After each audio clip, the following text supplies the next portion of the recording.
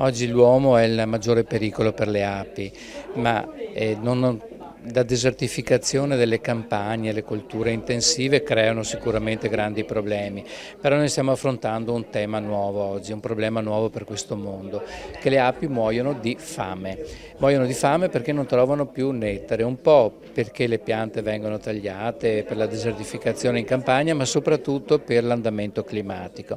Ecco perché è necessario che amministrazioni pubbliche importanti come la Regione del Veneto, e questo progetto si inserisce in questo contesto, creino degli ambienti a favore delle api, creando anche un ripristino delle cave a misura di ape con piante nettarifere.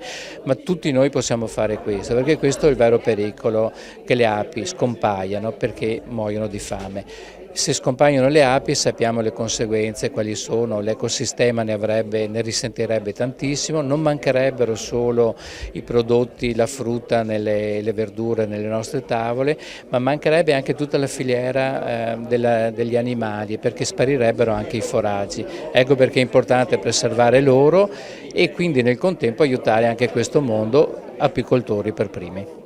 La cava è una costruzione di fatto particolare e nella fase, in particolare la fase finale, quella di ripristino ambientale, la progettazione ci può portare a soluzioni innovative che sono interessanti per tutto il territorio. In questo caso stiamo parlando di orientare il nostro lavoro al sostegno della vita delle api, che oggi sono in grave pericolo per questi cambiamenti climatici che appunto le hanno portate a una condizione letteralmente di fame a causa della ridotta fioritura dovuta ai fenomeni climatici e anche alla mancanza di piante che magari un tempo avevamo tutti nel giardino e oggi per vari motivi non sono più così diffuse.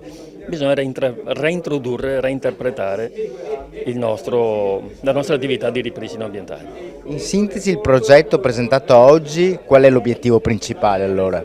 Le piante mellifere, dunque quelle piante che saranno il sostegno delle api nel momento in cui si parla di alimentazione dell'insetto. Noi come Lions siamo attivi a 360 gradi e abbiamo una serie di service, tra cui Pennellate d'autismo che si occupa dei bambini diversamente abili, e poi nella fattispecie su questo service abbiamo cercato di mettere in contatto, ed è quella la risorsa enorme, di mettere in contatto gli apicoltori con i cavatori per realizzare questo service sulla Salviamo le api e la biodiversità.